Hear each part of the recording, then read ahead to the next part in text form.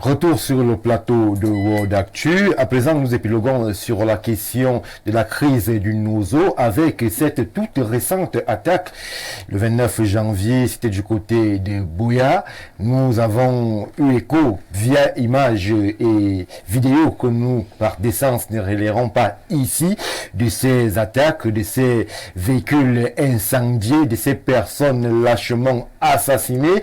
Mais nous avons aussi prêté l'oreille en tant que médias à ces condamnations d'ici et d'ailleurs, et nous sommes malheureusement restés sur notre fin.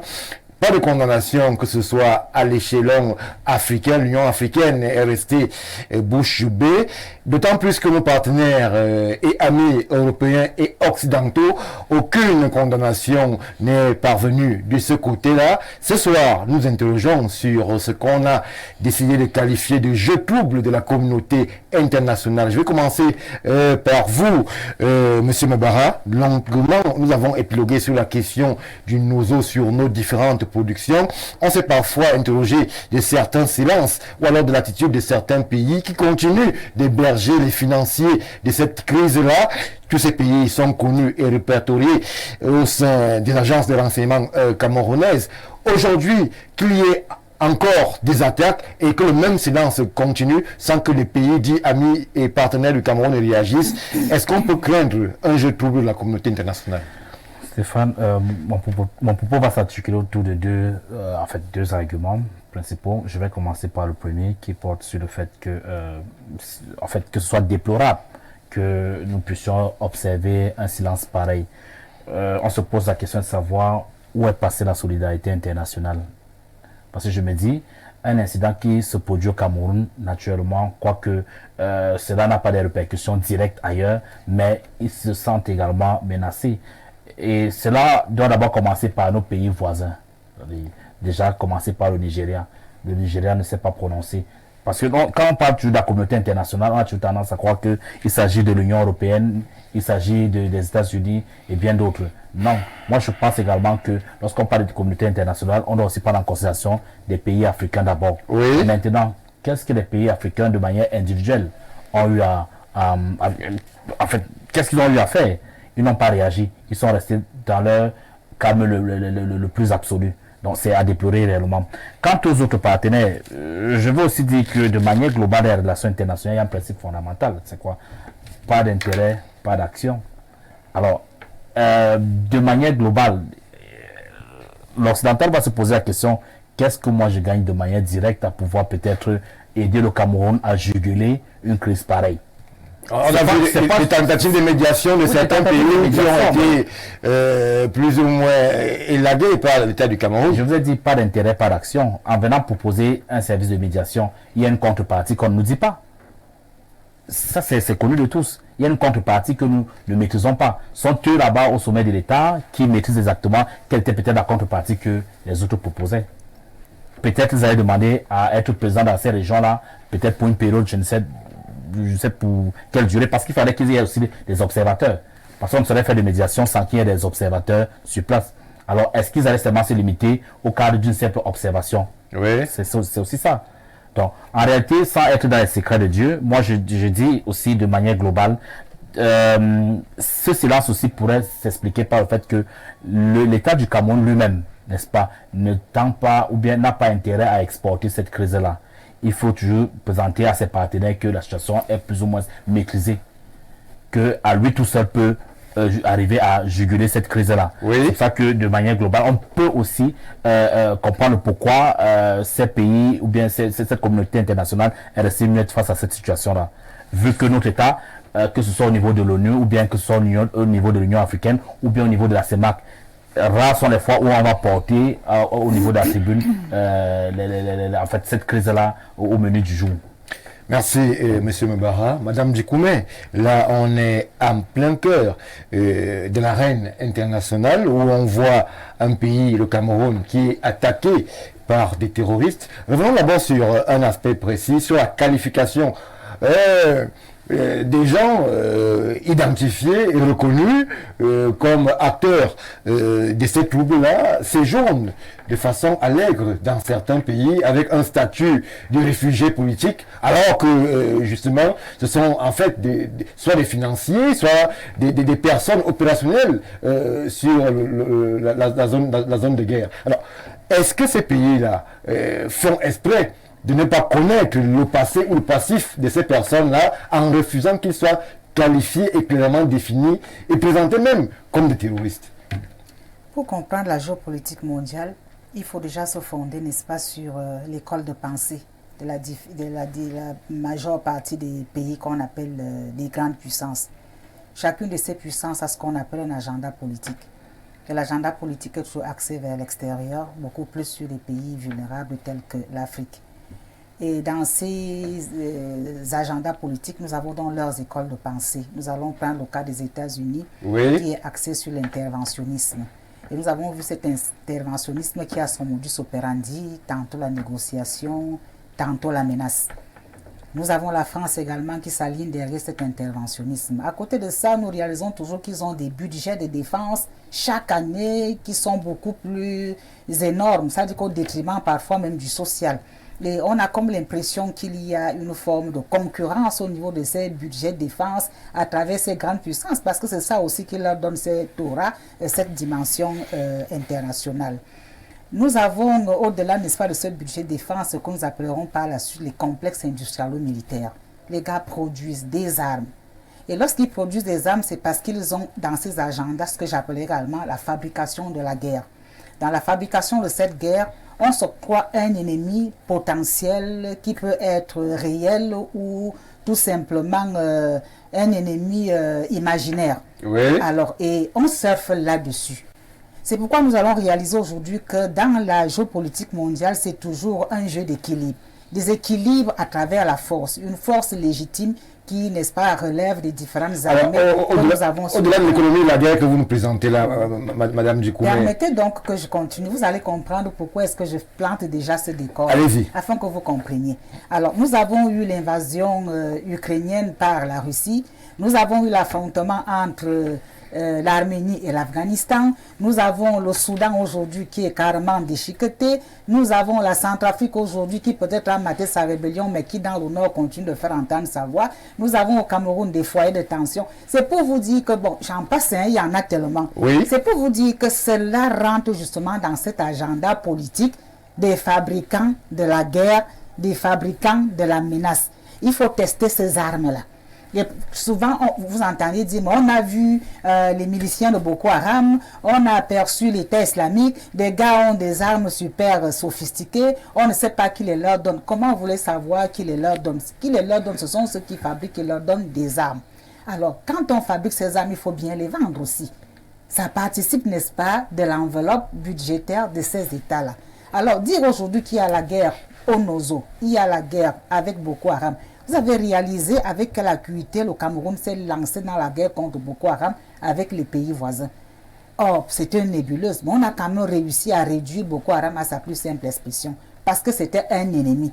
Mais quand vous voyez ce qui se passe au Nozo, dans la classification de la conflictualité, il y a une différence entre Boko Haram et l'aspect sécurité dans le Nozo, où c'est Camerounais. Nous avons donc une armée républicaine qui a en face d'elle les populations qu'elle est censée protéger. Oui. Alors, des assauts face à cette population ne sauraient être, enfin, ne se passe pas comme ça. Nous avons réalisé que c'est beaucoup plus des missions de contrôle de sécurité qui se passent de ce côté-là, différemment des assauts et des offensives que nous voyons par exemple dans l'extrême nord contre Boko Haram. Alors, quand vous voyez donc qui s'attaque aujourd'hui au Cameroun du côté du Nozo, je voudrais vous dire que même si ce conflit avait connu moult récupérations, aujourd'hui nous avons des inconnus. Il y a des entrepreneurs de l'insécurité qui sont déjà en œuvre au niveau du Nozo. Ce sont les mercenaires de partout qui ont connu un recrutement Et vous avez tantôt souligné que nous connaissons des ennemis visibles qui ont le droit d'asile en tant qu'exilés dans ces grandes démocraties, qui sont, n'est-ce pas, des partenaires de poids dans le cadre de la lutte contre le terrorisme. Qu'est-ce que ces gens font là-bas? Mais ils envoient carrément des financements. Oui. Ils recrutent tous ces gens, tous ces bandits, ceux qui ont participé, n'est-ce pas, à la guerre du Libéria, qui ont participé à la guerre de Libye. C'est désormais toute une entreprise qui est à pied d'œuvre, n'est-ce pas, dans le Mozo. Même si l'armée camerounaise est efficace, encore que c'est une guerre asymétrique, dites-vous toujours que nous avons là un banditisme urbain à travers certains petits repris de justice des marginaux qui n'est-ce pas, mènent, n'est-ce pas, cette lutte. Et vous allez réaliser qu'aujourd'hui, il n'y a pas toujours d'affrontement, il n'y a pas toujours de guerre frontale. Ce sont toujours des coups de lâcheté que cela, de temps à autre, quand ils réalisent peut-être que l'armée s'est assez un peu, on croit que ça va, ils viennent, ils frappent un coup et puis ils redisparaissent. Nous avons donc demandé il y a longtemps, pas nous les pouvoirs publics, aux populations de cette partie du pays de collaborer avec l'armée afin de débusquer les enfants du village qui continuent toujours de pactiser avec l'ennemi. Nous croyons que c'est assez difficile, ça se fait aujourd'hui, tantôt c'est la peur qui les tétanise, parce que parfois, certains qui essaient de le faire se retrouvent pris à défaut avec ces bandits-là. Parfois encore, les complicités sont un peu tenaces compte tenu, n'est-ce pas, de certaines mentalités. Alors, le silence de réprobation que nous avons donc vis-à-vis de la communauté internationale. Quand j'ai tantôt parlé de la récupération de ce conflit, il y a eu 2 récupérations. Parce que lorsque nous avons un conflit corporatiste entre des fonctionnaires camerounais et leur gouvernement, je crois quand même que des solutions avaient été apportées lorsqu'ils ont posé des doléances. Le gouvernement a essayé et a continué, n'est-ce pas, de répondre à ces doléances et a amené même, c'est-à-dire que les projets au niveau de la reconstruction, on a même continué de recueillir les anciens rebelles dans le camp de réhabilitation, mais on ne comprend pas pourquoi toujours ça continue. Comme je vous l'ai dit, il y a des entrepreneurs de l'insécurité qui sont donc financés par qui? Par ceux-là que vous appelez les amis du Cameroun, par ceux-là qui sont des amis, par ceux-là justement qui sont de la communauté internationale que vous venez tantôt d'appeler amis. Non, c'est pour vous dire que le conflit camerounais prend une difficulté, c'est celle du refus de l'internationalisation de ce conflit-là. Et ce qui n'arrange pas les affaires justement des hommes d'en face. Aujourd'hui, quand ils ne réagissent pas, c'est simplement parce qu'ils auraient bien voulu qu'il y ait une guerre civile, une internationalisation de conflit, de voir maintenant une déferlante venue de partout pour davantage enliser, n'est-ce pas, les hostilités que nous vivons déjà dans le Mozo. Or, ce n'est pas fait par le pouvoir de Yaoundé qui conserve encore sa souveraineté et décide, n'est-ce pas, d'aller à l'assaut elle-même à travers justement des aides. Qu'est-ce qu'on peut demander aux amis internationaux? C'est juste la logistique par rapport au renseignement. Nous avons nos hommes sur le terrain. Nous avons encore des financements capables de le faire. Et lorsque vous voyez donc les ONG prédatrices sur le terrain, les dénonciations se faisaient comment à tête chercheuse. Lorsqu'un fonctionnaire camerounais tombe, personne ne va vous dire qu'il y a un fonctionnaire qui est tombé. On l'a remarqué, mais lorsque ce sont justement ces entrepreneurs de l'insécurité qui parfois ne sont même pas camerounais, tout de suite c'est un tollé, c'est un oula. Et vous savez qu'aujourd'hui, les droits de l'homme en relations internationales sont utilisés par ces puissances pour déstabiliser les États. Donc, pourquoi ce silence? Vous comprenez très bien pourquoi il y a silence. Parce que justement, on ne s'est pas comporté tel qu'ils attendaient, à savoir une certaine ouverture pour davantage venir s'aimer, n'est-ce pas, le chaos. Et on s'est dit, bon, nous continuons de mener nos efforts sur le terrain jusqu'à ce que nous puissions, n'est-ce pas, effacer la nébuleuse. Merci, Madame Djikoumé, pour cette lecture transversale de la situation. Thierry Olivier Onomo, alors, vous qui avez longuement voyagé dans le monde, comment est-ce qu'est perçu le Cameroun d'abord en tant qu'État?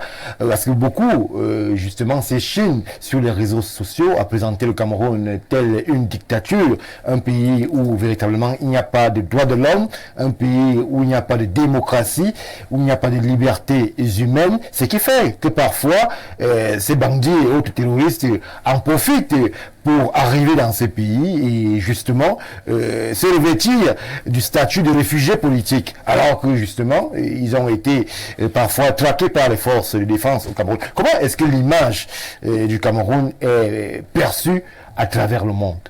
Ok, Stéphane Barga, si vous n'aviez pas posé la question, là, je m'attendais déjà à dire quelque chose dessus. Parce qu'il y a le Cameroun jugé par les Camerounais et le Cameroun perçu par les non-Camerounais. Oui. On parle de le jeu trouble de la communauté internationale et vous dites qu'elle n'a pas agi. Elle a agi. Sauf qu'elle a agi de façon stratégique. Pendant la Coupe du Monde, on a présenté le drapeau de votre pays comment? Vous pensez que ce n'est pas une stratégie? C'est une stratégie. Oui. Et on n'a pas besoin de trop parler parce qu'on sait, selon les publications officielles qui ont été faites, il y a eu combien de morts? Le 30, c'était quand? C'est le 29 janvier. Il y a eu 4 morts, beaucoup de dégâts. Les médias ont dit un mort. Beaucoup de médias ont dit un mort. Donc pour comprendre qu'il y a un certain flanc du problème qui revient au Cameroun. Occupez-vous de ça. Il y a l'autre flanc qui revient à la grande communauté des pays développés et ceux-là qui sont intéressés par une certaine expertise au Cameroun qui veulent empirer la situation pour pouvoir tirer leur profit. J'ai dit, mais malheureusement, comment est-ce que le Cameroun est perçu de l'autre côté? Oui, c'est la question. L'image du Cameroun s'est ternie. Et elle s'est ternie de jour après jour. On a l'impression, je vais vous faire un cas de figure. Allez-y. C'est comme un époux qui tape sur son épouse à répétition. Vous comprenez? Et lorsque quelqu'un vient dire, le mari, si tu es méchant, hein, on cloue le mari, on fait la réunion familiale, on cloue le mari, et tous les jours, c'est la même chose. Après, quelqu'un de sage va dire, appelez un peu la femme là. Madame, dans cette histoire-là, quel est ton apport? Où est-ce que toi, tu vois ta responsabilité où? Donc, c'est presque la même chose au Cameroun. On a eu l'impression que le Cameroun, c'était un État paisible. Suivez mon regard. On a passé un long moment de paix. Et ce long moment de paix s'est assombri par une kyrielle comme ça de problèmes. Où nous nous retrouvons à un certain moment avec certains Camerounais, sinon la grande majorité, qui veulent partir du pays. Je parle de l'analyse faite à l'extérieur. Beaucoup veulent partir du pays. Pourquoi? Parce que le pays, je vais dire les gouvernants, il ne faut pas qu'on se trompe, ont plus ou moins esclavagisé leurs frères. Alors, pour rester sur un axe de la diaspora, Oui. puisqu'elle semble être évoquée ici, comment est-ce que la diaspora camerounaise, que vous connaissez, perçoit le pays? Est-ce que cette diaspora-là a envie, partout où elle se retrouve, de défendre, de dire la vérité sur la réalité qui est celle du Cameroun, ou alors elle est plus ou moins politisée, parfois instrumentalisée, et elle se retrouve en train de tenir des discours qui parfois semblent très éloignés de la réalité. Lorsqu'on se promène sur les réseaux sociaux, à écouter certains discours sur le Cameroun, on a l'impression que ce n'est pas le même pays dans lequel on vit. Fort heureusement, déjà, il faut vous souvenir qu'il y a deux diasporas. Il y a la diaspora intellectuelle et il y a la diaspora, excusez-moi le terme, je vais dire comme ça, qui se fasse, la diaspora voyou. La diaspora voyou, en majorité, ce sont ceux-là qui ont quitté le Cameroun par coup de chance. Ils se sont retrouvés et après, ils ont politisé leur sortie du pays. De telle enseigne qu'on les retrouve avec des pancartes partout, toujours pour une revendication dont ils ne tiennent pas les pour et le contre. J'appelle ça la diaspora voyou. Maintenant, la diaspora intellectuelle, la grande partie, ce sont ceux-là qui ont quitté le pays Oui. pour faire des recherches, des études. Et à un certain moment, ils se sont trouvés souvent obligés, peut-être par l'aspect économique ou je ne sais quoi, de rester là et de faire la vie là. Et je vais vous dire, ce sont des gens qui aiment terriblement, mais je vais dire de façon suicidaire leur pays. Mais ils ne s'expriment pas beaucoup, on ne les ressent pas beaucoup. Mais justement, parce que certains ont peur de s'exprimer. Qui s'exprime, c'est le voyou. Le voyou, lui, par entre là, vous avez dit tout à l'heure, il y a une certaine crainte de soulèvement. Et les qui vont se soulever, dites-moi. Donc, le voyou, il a cette capacité-là parce qu'il sait qu'il n'a rien à perdre. Alors, quelqu'un qui connaît, il va, je ne vais pas l'appeler l'intellectuel, mais je vais appeler quelqu'un, le conscient. Le conscient, il mesure le pour et le contre. Et la diaspora consciente aime son pays. Et la grande difficulté que la diaspora consciente a, c'est que lorsqu'ils veulent revenir au pays, ils veulent amener leurs actifs, ils sont bloqués. En dehors de ça, je vous dis et je répète, la diaspora consciente adore le Cameroun. Merci.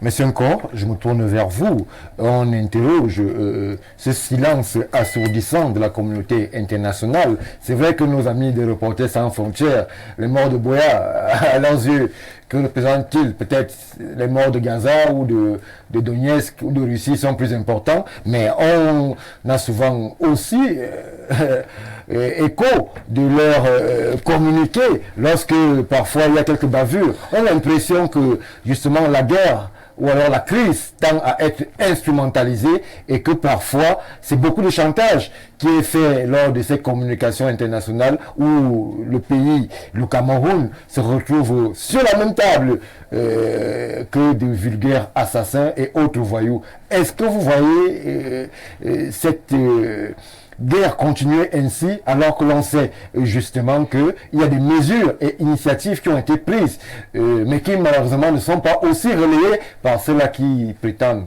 être nos amis? Alors vous faites bien de poser la question, mais le moins que je puisse dire est qu'il y a quand même une action silencieuse qui est menée. C'est-à-dire cette espèce de diplomatie silencieuse qui pourrait jouer en faveur des gouvernants, enfin de l'État du Cameroun, ou plutôt de l'intérêt du Cameroun, ou alors de l'intérêt de cette prétendue communauté internationale. Dans un cas comme dans un autre, on se retrouve dans un schéma où tactiquement, ces terroristes n'auront pas le dessus. Ça là c'est clair, dans le temps, ils n'auront pas le dessus parce que quand vous regardez, c'est quand même un legs historique.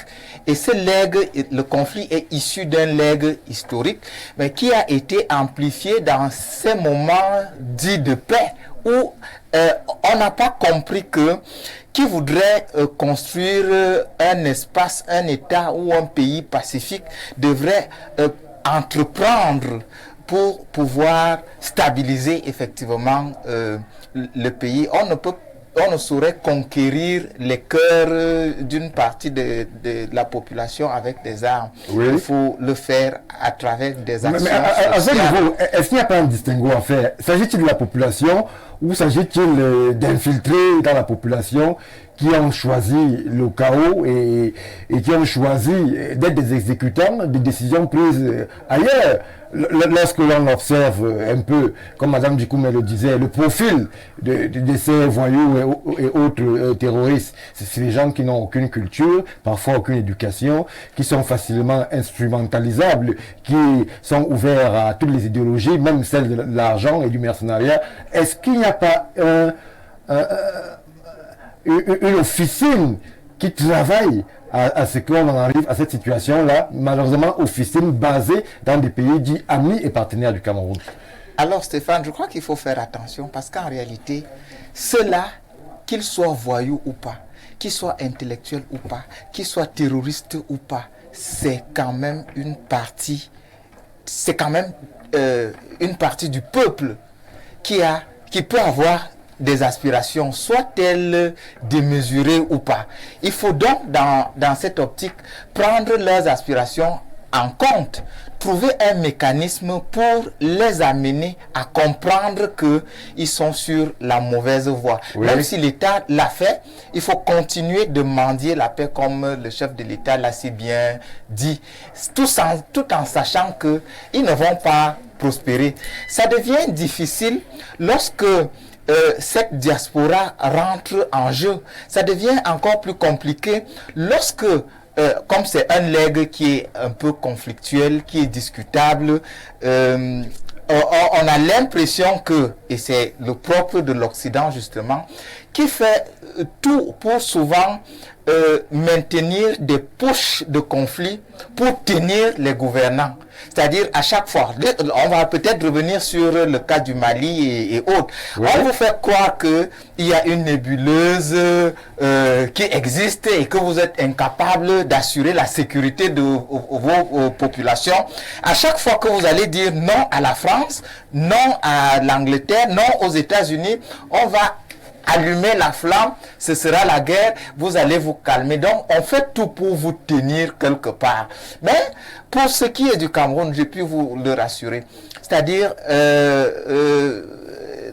l'État aura raison dans tous les cas, parce que c'est certes un legs historique, mais un legs qui va dans le sens de la construction du Cameroun. Et il faut d'ailleurs même appeler cela et comprendre que ceux-là qui semblent être sortis du droit chemin, Oui.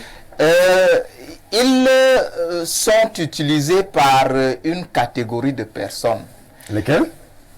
C'est de la diaspora. Et, je l'ai dit précédemment, certaines puissances qui ne vivent qu'à travers la guerre.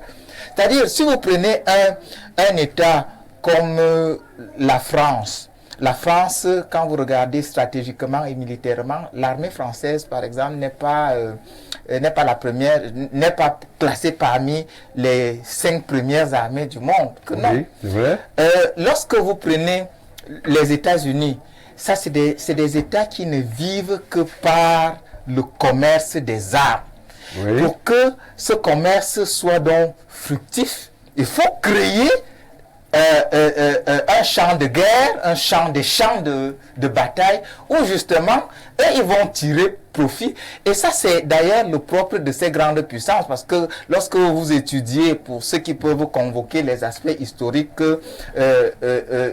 géopolitiques même du monde, vous allez vous rendre compte que les États-Unis se sont positionnés grâce à l'armement. Ça, c'est pendant la guerre. Donc, c'est un secteur qui nourrit, même si on va continuer à faire croire que nos armées sont des armées qui sont incapables d'assurer.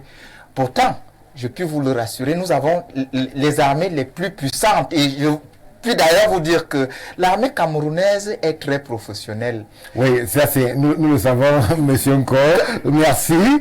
Nous savons que l'armée camerounaise est professionnelle. Je reviens vers vous. Merci pour cette lecture, autre lecture. Alors, monsieur Mbara, la question, lorsque nous abordons cette crise du Nozo, elle reste la même. Elle reste la même de par les spécificités camerounaises.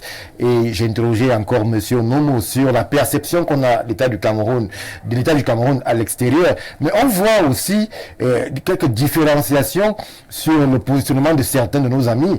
Monsieur Nkor a cité les États-Unis. Les États-Unis sont les premiers à avoir arrêté de financer de la crise du Nozo.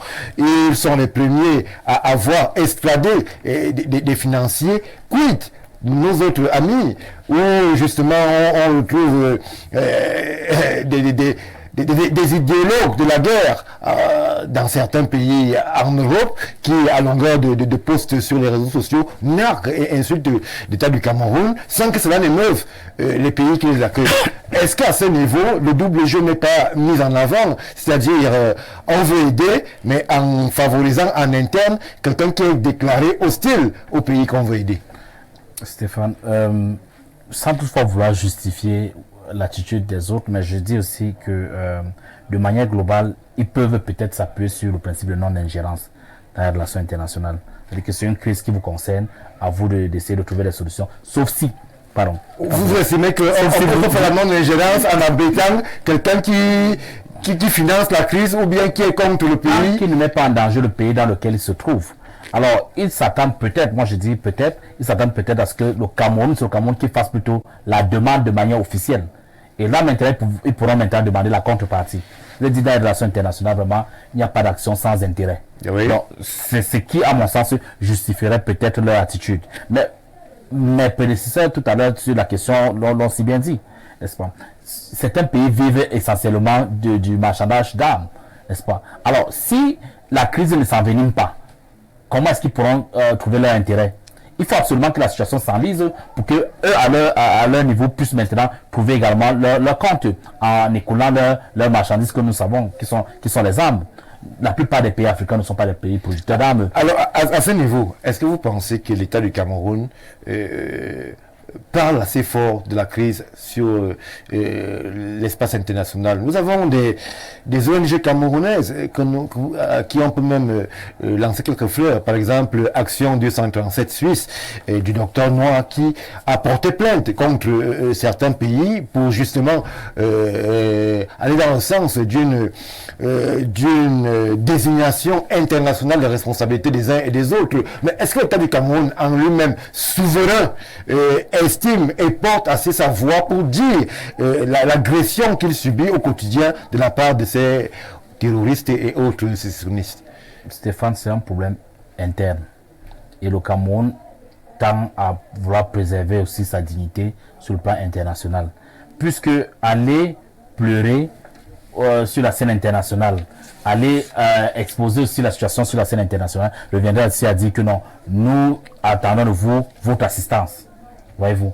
Or, il n'est pas d'intérêt pour le Cameroun que ces puissances-là puissent s'ingérer dans la gestion de cette crise-là. Oui. Puisque une fois qu'ils vont s'ingérer, ils vont venir avec leurs principes et nous savons quels sont leurs principes. C'est que de manière globale, ils vont vous dire que non, vous n'êtes pas habilité à pouvoir peut-être faire telle chose, laissez-nous le faire. On vous envoie une armée d'interposition, nous allons faire ceci et par conséquent, on va voir comment est-ce que la situation va s'enliser. Je vais prendre le cas par exemple avec ce qui s'est passé dans l'Afrique de l'Ouest, dans le Sahel. Vous voyez, depuis combien d'années ces pays-là sont présents dans le Sahel? Mais plus le temps passe, on a comme l'impression que cette situation ne fait que s'enliser là-bas. Les crises sécuritaires ne font que aller de mal en pire. Voyez-vous. Donc de manière globale, le Cameroun, ayant peut-être vu ce qui s'est passé ailleurs, s'est dit non, il est de bon temps que nous-mêmes nous puissions essayer de juguler cette crise-là. Et Madame Dikoumé l'a si bien dit. Le Cameroun n'agit pas de manière, de manière répressive vis-à-vis de ces prébandiers ou bien de ces brigands, de manière globale. Non, le Cameroun a plutôt intérêt à les ramener sur le droit chemin, sur le bon chemin.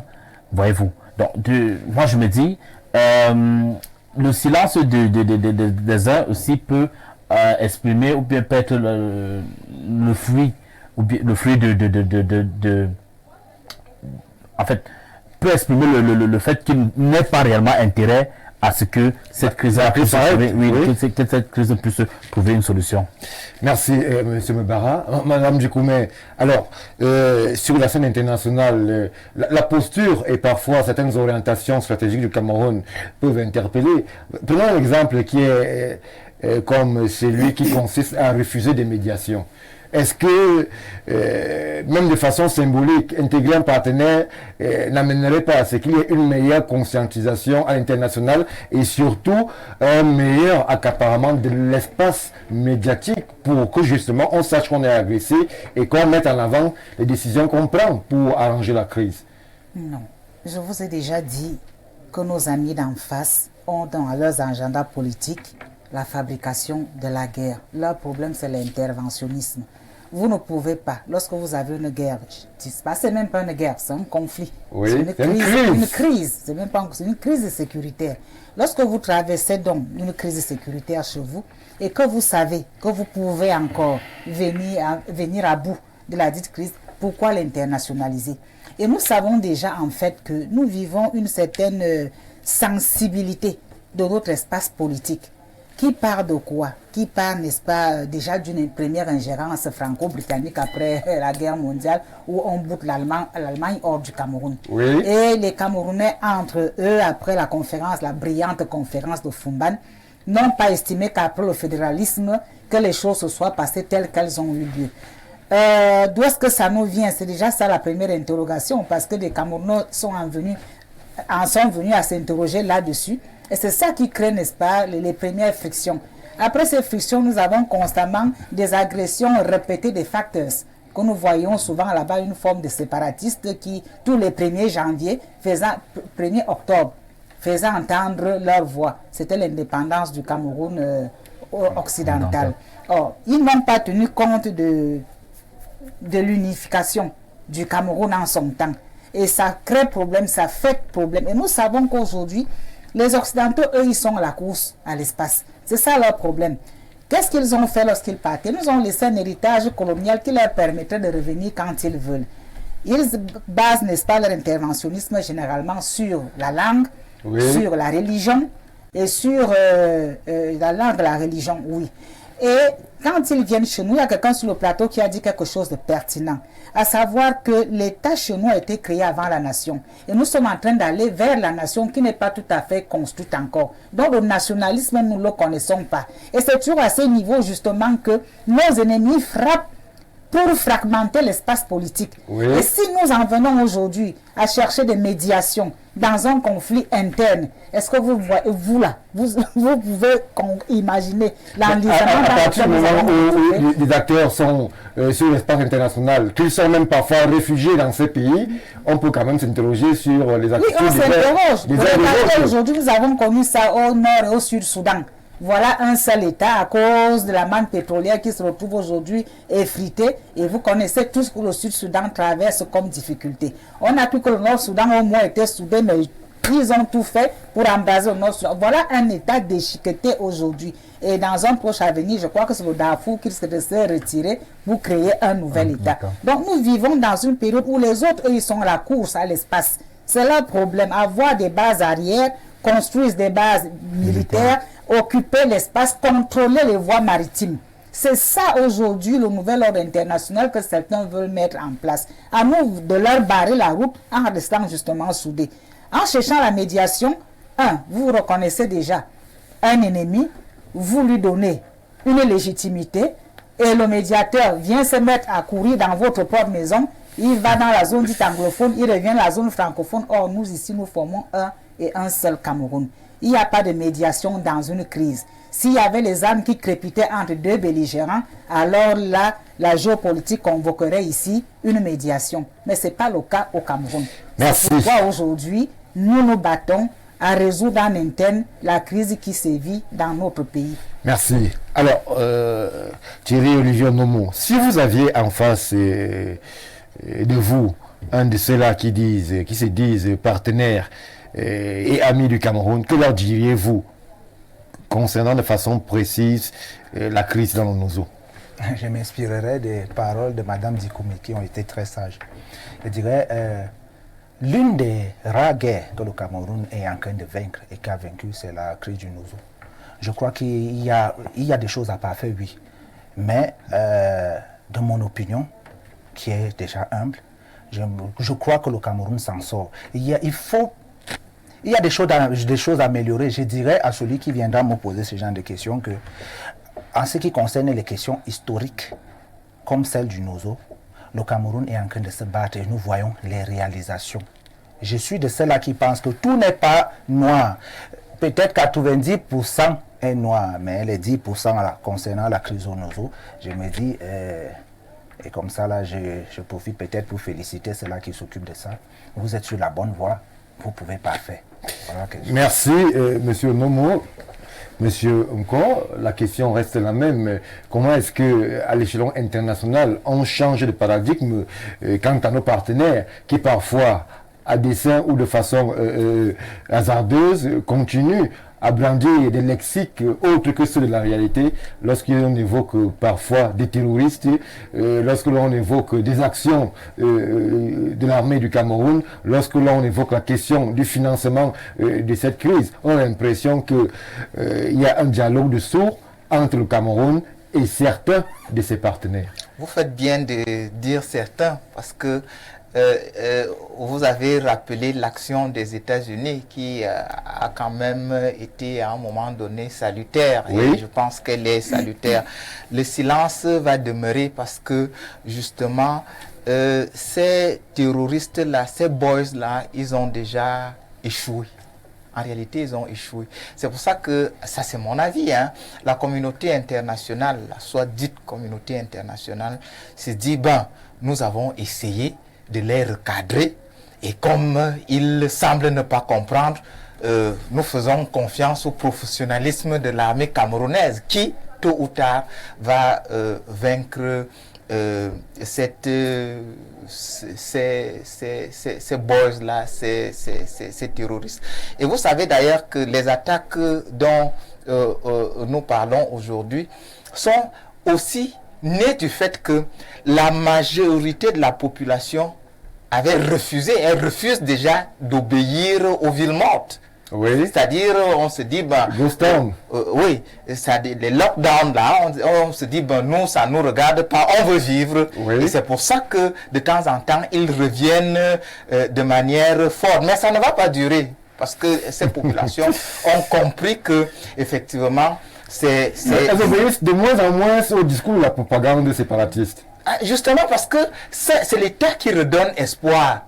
Et ces jeunes voyous-là, en réalité, ne donnent pas espoir, en réalité. Oui. Même si à un moment donné, ça, je voudrais bien revenir dessus, ils sont Camerounais, il faut les prendre comme tels, et il faut bien se dire que à un moment donné, il faut les écouter. Il faut toujours écouter, parce que en écoutant, même si ce sera après 1000 ans, les gens comprendront et les gens reviendront, n'est-ce pas, à de meilleurs sentiments. Parce que ils ont aussi leur type de patriotisme. Oui, à ce niveau de M. Nkor, on comprend la particularité et le positionnement qui est celui de l'État du Cameroun sur la crise. Mais vous, en tant qu'observateur et spécialiste, qu'est-ce que vous diriez à nos partenaires sur la question de la crise, vu que d'une façon ou d'une autre, ils sont acteurs, parfois malheureux, en hébergeant ces terroristes-là? Qu'est-ce que vous leur diriez justement dans l'optique d'une résolution pacifique de la crise? Alors, c'est simple. Je dirais tout simplement de cesser dans un premier temps de vendre les armes, de faire circuler les armes, d'aider à faire circuler les armes d'une manière ou d'une autre. Si elles ne le font pas, qu'elles continuent à ne pas le faire. Mais si elles le faisaient d'une manière ou d'une autre, qu'elles l'arrêtent. Ça, c'est d'un. Oui. Deuxièmement, il faut essayer de voir dans la plupart des pays où résident c'est ceux-là qui financent et qui encouragent ces boys-là à pouvoir perpétrer ces actes de terrorisme. Essayer de les recadrer et de comprendre que en réalité, le Cameroun est un État qui a ses réalités, qui a son héritage culturel, linguistique, qui fait sa richesse et sa diversité. C'est-à-dire aujourd'hui, on ne saurait parler du Cameroun sans parler de ces populations-là, qui soient du nord, du sud, du nord-ouest, du sud-ouest, je ne sais pas trop. Donc, c'est le premier ou le deuxième message.